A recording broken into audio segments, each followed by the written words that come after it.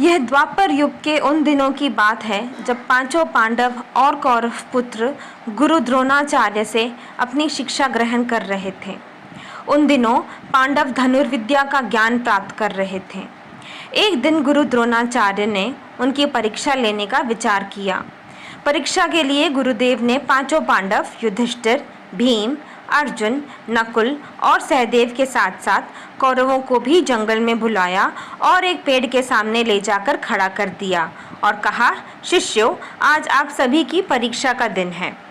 आज इस बात की परीक्षा होगी कि मेरे द्वारा दी गई धनुर्विद्या से आप सभी ने कितना सीखा है। इसके बाद गुरु द्रोणाचार्य ने उस पेड़ की तरफ इशारा करते हुए कहा, वहाँ देखो, उस पेड़ पर एक नकली चिड़िया लटकी हुई है। मैं चाहता हूँ कि आप सभी एक एक करके उस मछली की आँख पर निशाना लगाएं और तीर सीधा आँख के बीचों बीच उसकी पुतली पर जाकर लगनी चाहिए। क्या आप सभी समझ गए? इस पर सभी ने सहमति में अपना सिर हिला दिया।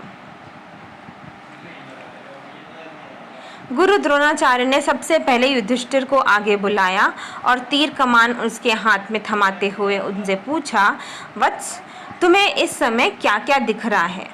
इस पर युधिष्ठिर ने जवाब दिया, गुरुदेव, आप, मेरे भाई, यह जंगल, पेड़ पर बैठी चिड़िया, वो पत्ते आदि सब कुछ दिख रहा है। यह सुनकर द्रोणाचार्य ने युधिष्ठिर के हाथ से तीर कमान ले लिया और कहा कि वह इस परीक्षा के लिए अभी तैयार नहीं है। इसके बाद उन्होंने भीम को आगे बुलाया और उसके हाथों में तीर कमान थमा दिया। फिर उन्होंने भीम से पूछा कि उसे क्या क्या दिख रहा है।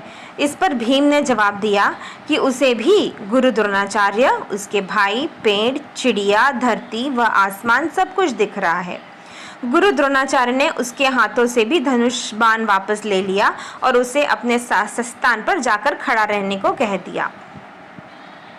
सभी कौरव पुत्रों को बुलाया और उनके हाथों में धनुष बाण थमाते हुए उनसे भी यह सवाल पूछा। उन सभी का जवाब भी कुछ इस प्रकार ही आया कि उन्हें गुरुदेव, भाई, जंगल, उसके आसपास की चीज़ें व पेड़ आदि दिख रहे हैं।